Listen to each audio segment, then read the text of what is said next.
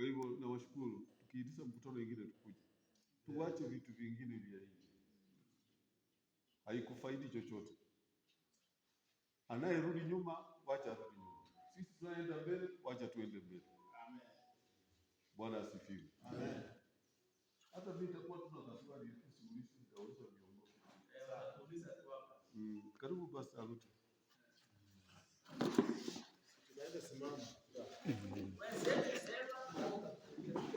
Hiyo ni yangu na yetu. Nashukuru kwa sababu ya kufungulia milango tukikataa kufungulia tukiingia kweli. Hakuna tunashukuru tena kanisa la nani na mchungaji kutupa nafasi na asante viongozi wa bidii yenu. Wiki iliyopita mimi sikuwa hapo, lakini tuliona mlikuja, tunasema asante. Tunaomba Baba uhimidiwe. Yes. Umesema katika neno lako wakati ndugu na wadada wanakaa pamoja kwa umoja ni mahali umeamuru baraka. Baraka ambazo zinamiminika hata chini ya baadhi. Asante Jehova kuturuhusu tukutane leo hii. Asante kutupenda Wananambwe, Wanakimagenge. Licha ya masaibu na changamoto tulizo nazo, tunakiri na kutambua wema wako kwamba hutatuacha kushindwa. Tusaidie, tupe umoja, masikizano, ushirikiano mzuri, ondoa mambo ya tofauti zisizofaa, ondoa ukabila, ondoa fitina, ondoa mambo ya uhasama, ondoa mambo ya kinyongo. Tusaidie tukue kama watoto wa mtu mmoja. Kwa sababu wewe ndio umetuleta mahali hapa. Tunakabidhi kamati hii yote kubwa ya Kimagenge Farm na Nambwe hapa chini ya Mr. Mahanga, tunakabidhi kwako, zidi kuwasaidia. Ni kazi ngumu ya kujitolea. Wewe tu utatufanikisha. Wale ambao wana malaki tunawakabidhi kwako, moja baada ya mwingine, zungumza yeye, msaidie ili Jehova tunapoungana pamoja pia ushindi utapata kuonekana.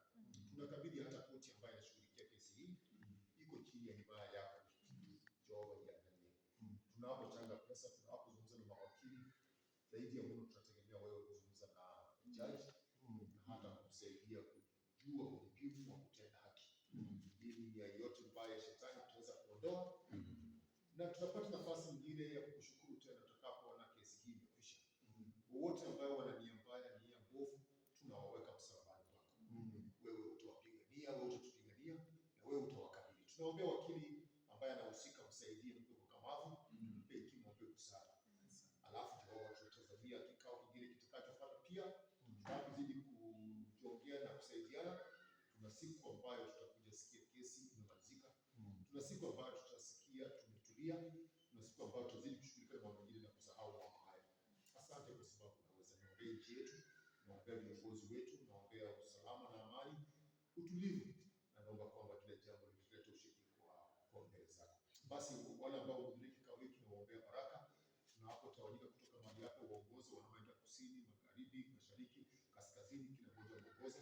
Na zaidi sana wale ambao hawajawajibika, tunaomba utawasaidia. Hata kanisa hili pamoja na mchungaji Nyongesa, hata na changamoto za afya ambazo wamekuwa nazo, tunazidi kuomba utamkirimia na kusaidia. Pokea sifa, adabu na utukufu kwa sababu ni Jehova, kwa upendo wa Yesu Kristo Bwana wetu tunaomba. Amen.